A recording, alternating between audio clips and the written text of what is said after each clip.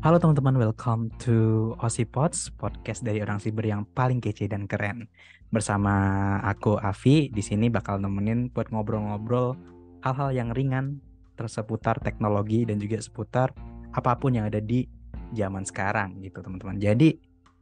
Tapi di sini kita nggak ngobrol sendiri nih. Kalau yang episode kemarin kan, yang episode pertama kan kita ngobrol tentang Wayback Machine sendiri. Di sini aku udah ditemenin sama salah satu founder dari Orang Siber Indonesia, yaitu Mas Dendi. Halo Mas Dendi. Halo Mas Avi, apa kabar Halo, nih? Alhamdulillah baik. Mas Dendi gimana kabarnya? Luar biasa, alhamdulillah. Alhamdulillah. Udah siap Mas buat ngobrol-ngobrol? Udah siap nih ngobrol-ngobrol bareng Mas Avi. Soalnya seger-seger acaranya baru ya. Iya, acara baru banget ya dari kita ya Mas Den ya. Betul, baru-baru supaya ya bisa mengedukasi ke masyarakat ya Mas. Lewat Iya, banyak hal dan banyak media. bener banget Mas Den. Karena kan kita udah sering sharing di grup-grup Telegram dan juga YouTube ya Mas ya. Sekarang kita buat inovasi baru buat sharing di podcast juga ya Mas ya. Di Yes, betul. Spotify. Mungkin biar ini Mas, biar misalkan sambil orang mau tidur, mau rebahan, biar bisa ngantuk nonton podcast kita nih gitu. Iya, jadi nggak perlu megang HP sambil rebahan, bisa didengerin aja gitu kan ya Mas Den ya. Betul. Didengerin, tiba-tiba mimpi, ke bawah mimpi, jadi ilmu kan? Waduh, iya bener banget tuh. Jadi lebih improve lagi ngedengerin podcastnya. Iya, oke. Boleh, boleh. Betul-betul Ngebahas Mas apa Den. kita ini, Mas? Jadi di sini kita bakal ngebahas hal yang ringan banget Mas, karena ini hal yang umum banget di masyarakat kita sekarang ya Mas ya. Tentang human leak di sosial media. Jadi mungkin Mas Den dan teman-teman semua udah pernah dengar kata-kata human leak. Biasanya kan dengar tentang kata-kata data leak ya, kerentanan Betul. data gitu kan ya Mas Den ya. Eh, di sini kita ngomongin kenapa sih kok kita pakai bahasa human leak, karena kenapa sih kok data itu bisa leak, data itu bisa bocor dan sebagainya, karena awalnya itu berakar dari manusia yang entah itu karena nafsu, manusia yang entah itu karena ceroboh dan sebagainya. Makanya bisa dikatakan segala kerentanan dari data apapun itu bakal berakar dari manusia itu sendiri gitu. Makanya juga sisi lain di luar sana itu ada istilah social engineering, tapi kita nggak bahas itu. Kita bakal bahasnya yang ringanan dulu, yang tentang human leak-nya gitu. Jadi di zaman sekarang itu data merupakan hal yang penting banget nih Mas Yan ya. Betul kan ya Mas ya? Betul, setuju banget. Iya, di situ. Tapi zaman sekarang aku mungkin Mas Dian juga dan teman-teman yang luar sana sering lihat teman-temannya kalau misalnya bikin story Instagram, WhatsApp, Facebook dan sebagainya, mereka sering publikasi hal-hal yang bisa dibilang mungkin menurut mereka menarik banget buat dipublikasi, biar gimana ya, zaman sekarang itu banyak orang yang butuh pengakuan atau approval dari orang lain melalui sosial media, dan ada kalanya hal-hal itu bisa menyebabkan dampak negatif. Walaupun mereka ingin mendapat feedback positif, tapi sisi lain mereka bisa jadi mendapatkan dampak negatifnya gitu. Dan di sini kita ngomongin dampak negatifnya itu gimana sih terkait hal tersebut. Makanya itu bisa dikatakan sebagai human leak gitu. Dan di sini kita bakal bahas bareng-bareng bareng Mas Den terkait human leak itu gimana sih, terutama di sosial media. Oke Mas Den, aku mau tanya dulu nih. Menurut Mas Den, human leak itu apa sih, dan bagaimana hal ini berkaitan dengan penggunaan sosial media, Mas? Oke, baik. Makasih banyak Mas Avi. Setuju banget tadi sempat disampaikan bahwasanya sebenarnya justru kesalahan manusia sendiri yang banyak mengakibatkan kebocoran data yang ada di dunia. Entah itu di perusahaan-perusahaan internasional ataupun perusahaan nasional. Entah itu melalui sabotase dari karyawan ataupun dari kesalahan miskonfigurasi ataupun dari karyawan itu sendiri sering men-share data pribadinya. Lalu menurut saya pribadi, apa itu human leak ya? Ya memang tadi Iya. sudah sempat disinggung. Itu ya kesalahan dari diri kita.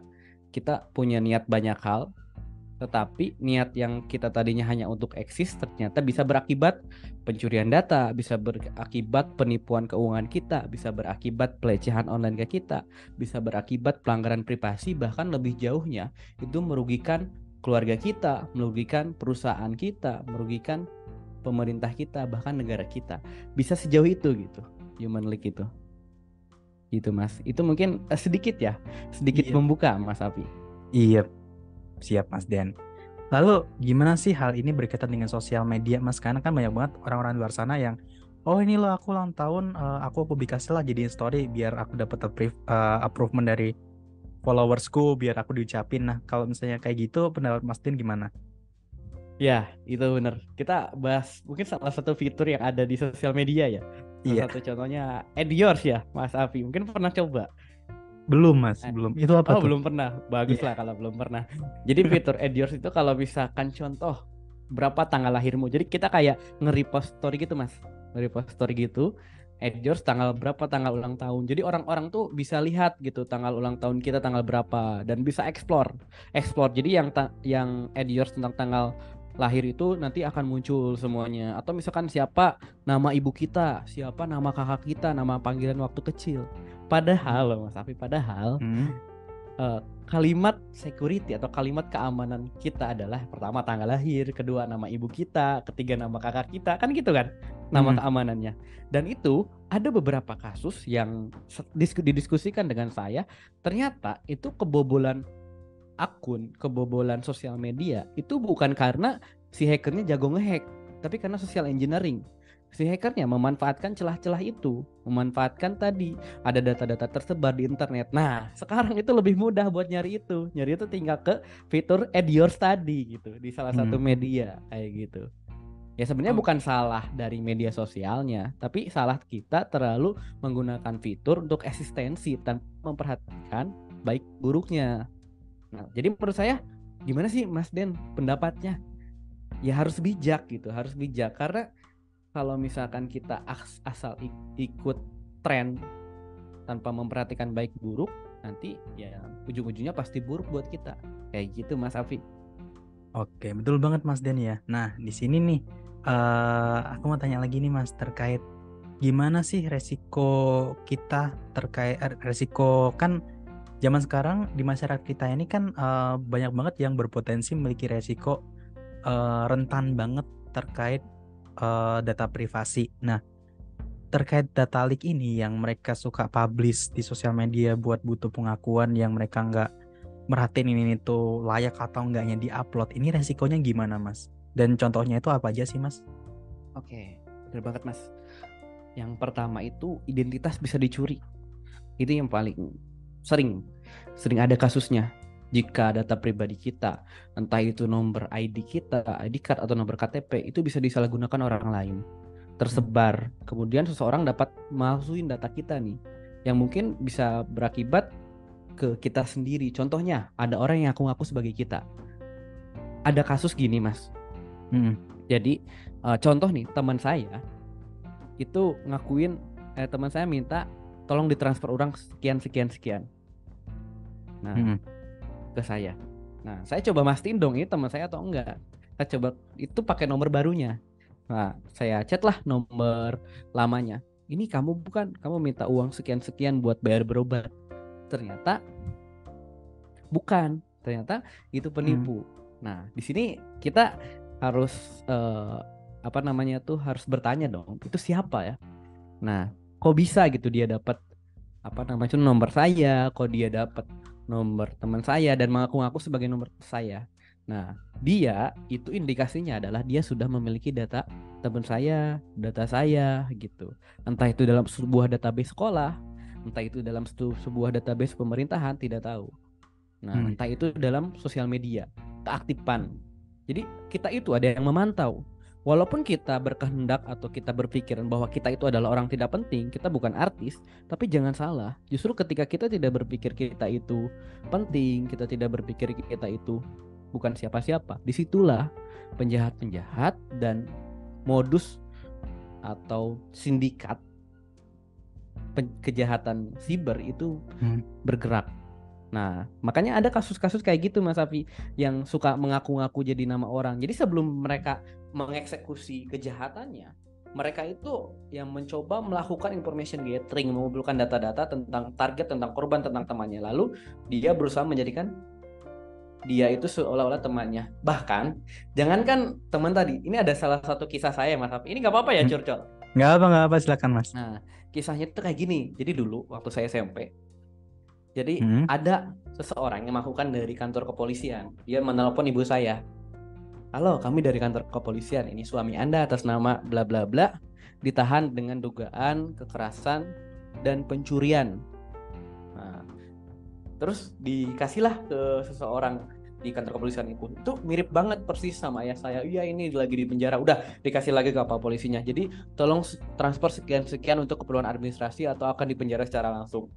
Dulu saya itu belum tahu ini Mas Afi, belum tahu cyber security, belum tahu data privasi ya, masih kayak belajar, Masih awam bukan ya Mas ya? belajar, masih awam gitu. Saya mulai mungkin SMK. Nah, itu Ah, masih belum waktu SMP tuh. Akhirnya saya dan ibu saya itu bergegas dong ya. mm, Bergegas untuk apa namanya tuh, untuk ke ATM. Dulu kan belum zaman m-banking ya, dulu belum zaman iya. m-banking.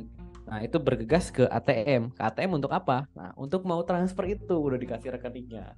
Kita bergegas naik motor lah, ibu saya bonceng. Nah, alhamdulillahnya beruntungnya itu tidak sampai ibu saya transfer. Itu udah panik banget ya, panik. Nah, karena apa? Karena tiba-tiba ya saya lewat pulang, udah pulang duluan. Udah pulang Ah, duluan. Nah, ketemu lagi di sana, alhamdulillah. Terus bukannya tadi di penjara, saya tanya sama ibu saya. Enggak kok, enggak apa-apa, ada. Nah, dari sana saya tersadar gitu. Ini kok kenapa bisa dapat kejahatan yang seperti ini? mm, Nah, apakah data saya tersebar? Karena itu persis banget.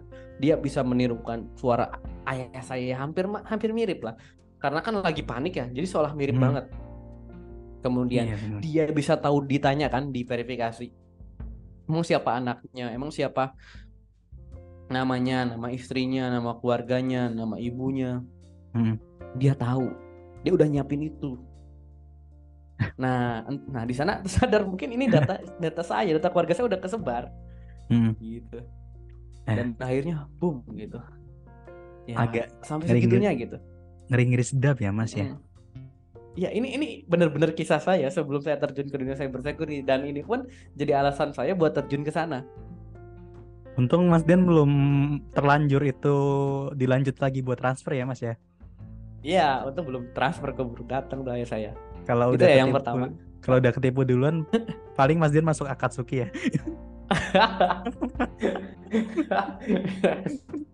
Bisa. Canda Mas. Gitu. Ya, itu dah. Itu apa, kalau udah tersebar bahayanya sampai ke sana. Kedua tadi Hmm. kan, tadi penipuan keuangan maksudnya. Jadi bisa penipuan finansial, kartu kredit. Jadi kadang ada pura-pura jadi dari bank nih. Hmm. Terus tahu nama-nama kita kayak di film Mr. Robot ya, kalau nggak salah. Jadi Mr. Robot itu ngaku-ngaku jadi pegawai bank buat lakuin social engineering, dapetin data perbankan dari seseorang. Jadi ditanya dia seolah perbankan kan biasanya tanya nama ibumu siapa, ini bukan, nama itu bukan, padahal kan dia social engineering, dia mencoba memutarbalikan kata-kata kan padahal. Hmm. Nah, itu. Terus yang ketiga tuh bisa pelecehan online juga bisa. Agak ngeri banget ya kalau Mm-mm. misalnya itu. Iya, kayak apa sih, love scam gitu ya. Mm-mm. Love scam yang pura-pura jadi orang ganteng, atau sorry ya, misalkan pura-pura jadi cewek padahal dia tuh Cowok. penyuka sesama jenis gitu ya. Nah, itu Oh, itu bahaya banget gitu. Itu ada loh sindikat kayak gitu. kurang lebih Kemudian sama kayak film Korea yang dokumenter itu ya Mas ya, penjualan manusia itu kurang lebih sama atau enggak sih Mas? yes, itu kan Yang di Netflix. cuman saya nggak nonton sampai habis tuh Mas. Apa ya judulnya, lupa saya. Agak lupa juga saya, tapi saya juga nontonnya di awal-awal aja yang waktu penjualan manusia lewat Telegram itu.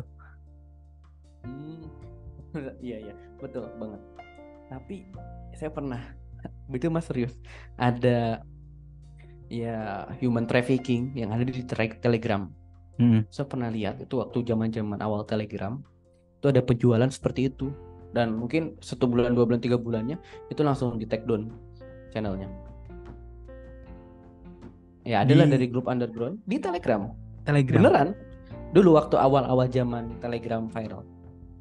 Penjualan untuk sesuatu yang begituan ya Mas ya. Human trafficking, yes. Wah, Jadi ya, entah itu larinya ke kekerasan atau pelecehan seksual. Makanya ya hati-hati gitu. Bisa sampai segitunya gitu ke pelecehan online. Terus ya kalau pelanggaran privasi kan udah jelas ya. mm, Privasi kita dilanggar, disebar. Terus kan bener-bener. sekarang apa-apa viral ya, Mas. Iya, zaman Privasi sekarang. orang disebar, viral, bisa berdampak ke orangnya.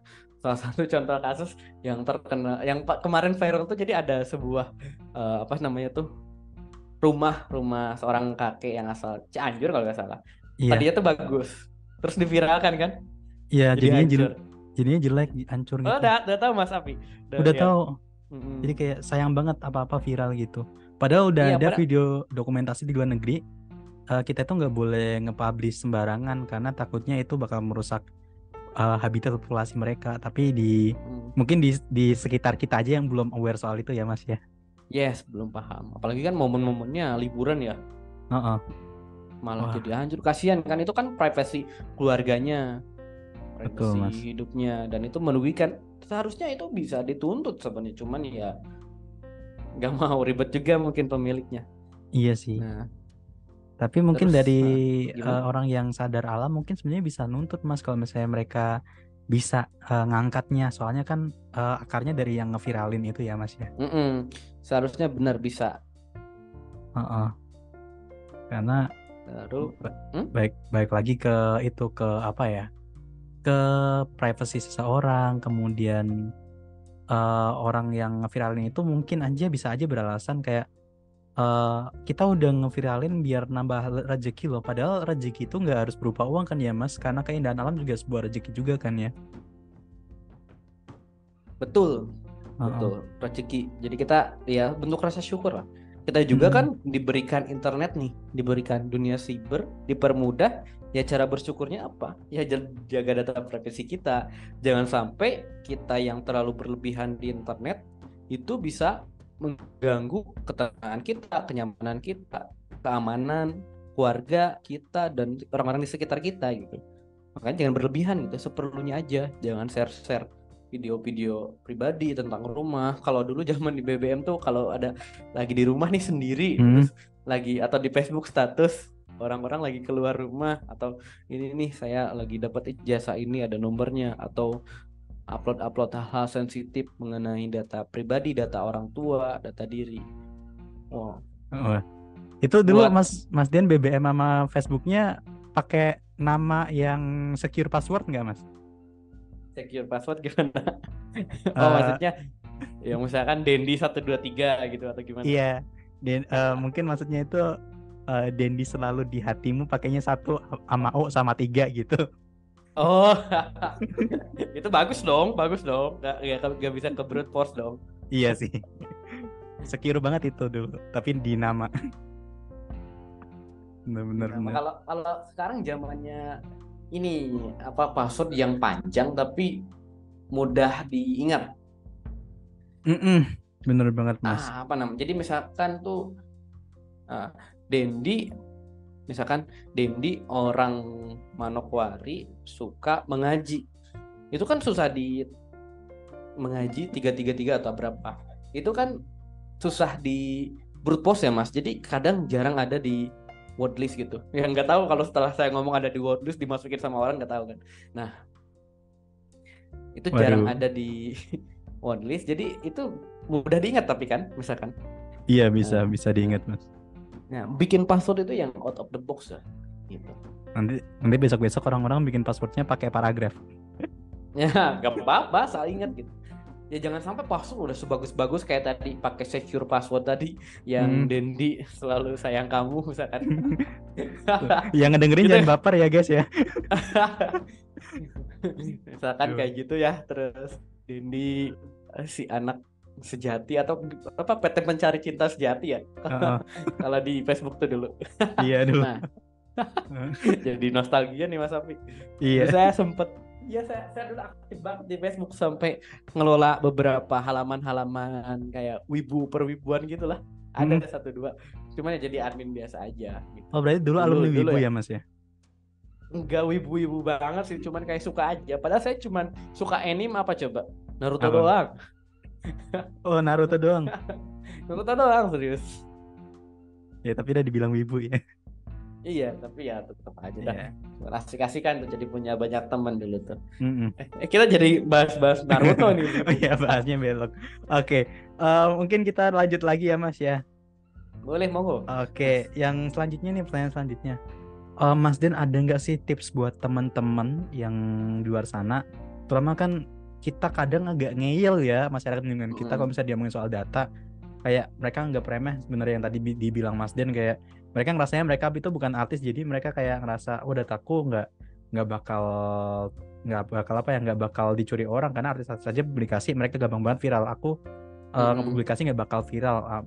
Masyarakat kita kadang memikirkan kayak gitu. Nah, gimana caranya biar kita ngilangin mindset masyarakat kayak gitu, biar kita sama-sama aware, karena kan kita lihat negara Korea, Jepang, Cina, dan negara-negara di luar sana mereka sangat banget menghargai privasi mereka masing-masing gitu. Jadi terutama yang di Jepang ya, di Jepang itu ketika ada artis atau idol yang hiatus, kita nggak boleh ngepoin kehidupan mereka sama sekali. Ketika kita udah ngepublikasi ke sosial media terkait kehidupan mereka tanpa ada izin dari mereka, itu bisa masuk ke pidananya orang sana gitu dan lain sebagainya.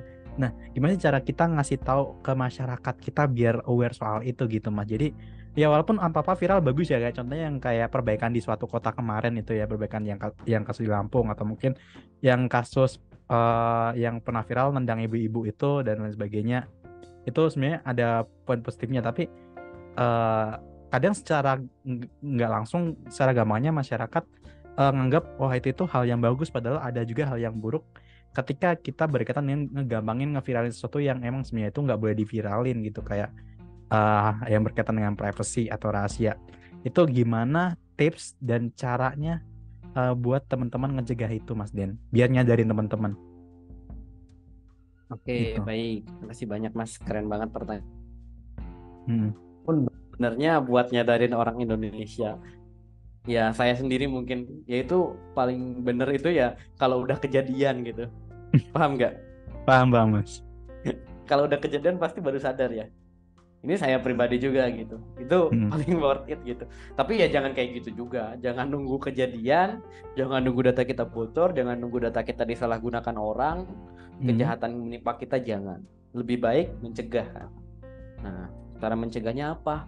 Ya untuk ini harus disebarkan gitu. Jangan satu dua orang sekelompok, cuman anak muda aja, cuman kelas ini, cuman masyarakat kampung ini, tapi kampung sebelah gak tahu. Karena ada yang misalkan orang tuh terbagi kan jadi tiga. Orang yang udah tahu tapi benar, orang yang udah tahu tapi salah, atau yang orang belum tahu. Nah, pentingnya literasi dan edukasi adalah untuk supaya jangkauan dari orang yang udah tahu tapi benar ini bisa meluas. Nah, jangan sampai jangkauan dari yang orang udah tahu tapi salah yang meluasnya. Nah, makanya ketika misalkan contohnya dengar podcast ini atau nonton webinar tentang keamanan siber, tentang data privacy, itu pentingnya getok tular. Getok tular itu apa? Ya di-share. Yang minimal ke orang tua, minimal ke adik gitu ya, atau Grup ke keluarga ya kakak, Mas ya. ke teman, ke kelas lah ya gitu. Iya. Sampaikan gitu. Inilah misalkan cara untuk mencegah tersebarnya data pribadi misalkan. Pertama, gunakan sandi yang kuat gitu, sandi yang unik, yang tadi kata Mas Alfi, yang secure code atau secure fast gitu misalkan. Atau jangan gunakan sandi yang mudah ditebak atau terkait dengan informasi pribadi kayak Dendi 123, Dendi ganteng misalkan, Dendi cinta kamu ya, kan aneh gitu ya, gampang ditebak. Kemudian gunakan ini autentikasi 2 faktor atau supaya kalau udah ketebak password, si penjahat, si hacker bingung dia mau kemana, karena ada autentikasi 2 faktor, entah itu biometrik, entah itu 2FA, kan bisa banyak tuh metodenya. Betul. Gitu. Kemudian berhati-hati dengan informasi yang kita bagikan secara online. Jangan bagikan informasi yang mudah kita benaran itu belum jelas gitu ya, belum pasti, tapi udah sebar sama kita gitu. Udah kita sebar, udah kita udah kita kasih tahu, udah kita masukin grup WhatsApp, apalagi grup WhatsApp keluarga, itu kan gampang tersebar kemana-mana kan. Bener Mas Dan, Kan gampang banget. pasti. Kemudian kalau ada website-website kayak yang belum terpercaya, entah itu pulsa gratis, entah itu kuota gratis, atau apa-apa yang gratis, jangan asal klik, lihat dulu webnya benar atau enggak. Seminimal-minimalnya kalau misalkan kita ini ya cek aja di Virus Total ada malware-nya atau enggak. Ini terpercaya, cek aja di review-review ulasan di Google kan banyak nih, atau di Quora biasanya juga banyak. Ini webnya benar atau enggak nih, kayak gitu. Betul kemudian banget. Ya paling praktis ya pakai antivirus yang buat ngecek tuh linknya benar atau enggak gitu. Iya. Jangan asal klik. Kemudian terakhir ya Jangan bagi informasi kayak nomor HP, kayak KTP atau apapun. Terus jangan mudah di apa sih nama itu, diperdaya.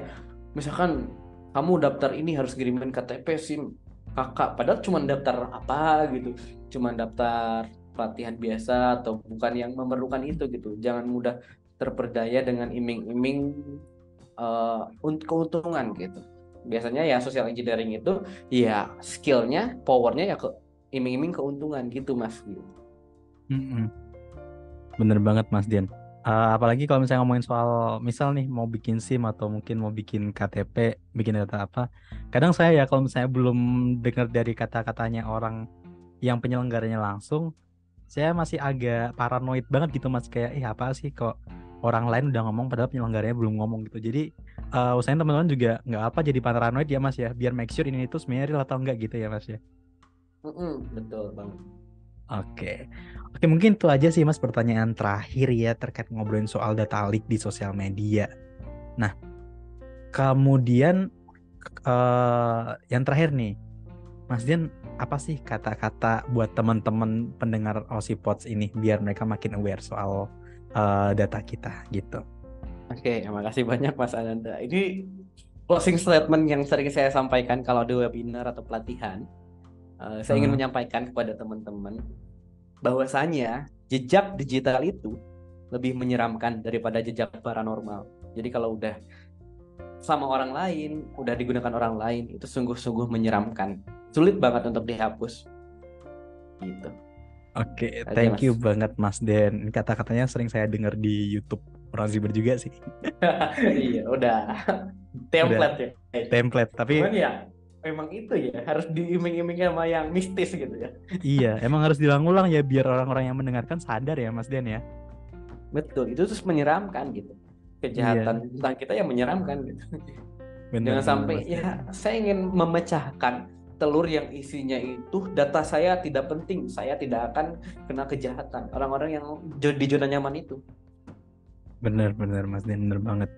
Oke, mungkin itu ya teman-teman ya. Jadi kita udah di penghujung podcast. Jadi buat teman pendengar setia Aussie Pods, tadi mungkin banyak banget poin-poin yang bisa ditangkap ya. Nggak hanya beberapa, yaitu tentang gimana cara kita aware terkait data kita. Gimana cara kita biar nggak jadi orang keras kepala kalau misalnya diomongin soal keamanan data walaupun kita bukan artis dan sebagainya. Dan juga poin-poin yang biar kita makin sadar kalau misalnya data kita sebenarnya penting, nggak hanya artis doang gitu. Karena jejak digital itu bisa jadi lebih membunuh daripada jejak paranormal. Bahkan data kita yang ada di pemerintahan, kalau misalnya kita nggak aware terkait itu, misal nih fotokopi KTP di fotokopian sembarangan, kita nggak tahu mereka KTP-nya mereka simpen terus mereka buang terus ada orang nemu itu dan orang itu make dan sebagainya, itu kita harus aware soal itu gitu. Makanya kita perlu jadi paranoid ya bahasanya mungkin itu buat lebih aware, waspada, hati-hati tentang hal-hal yang berkaitan dengan data kita gitu. Oke, mungkin itu aja Mas Dian, thank you yang udah join di Posipods. Maaf ganggu waktunya lo Mas Dian ya buat ngobrolin soal data. Enggak mas, kan memang ini Iya. rumah kita mas, aman. Oh iya. Oh iya, ini yang punya Mas Dian juga deng. Oke, mungkin itu aja ya teman-teman. Thank you yang udah Siap. listen. Jangan lupa buat follow Aussie Pods di Spotify, Anchor FM, Apple Podcast dan podcast lainnya kalau misalnya nemu. Dan juga jangan lupa follow Instagram kita di @orangsiber dan join di Telegram kita di Orang Siber. Jadi jangan lupa buat follow. Thank you for attending and see you for the next podcast. Enjoy.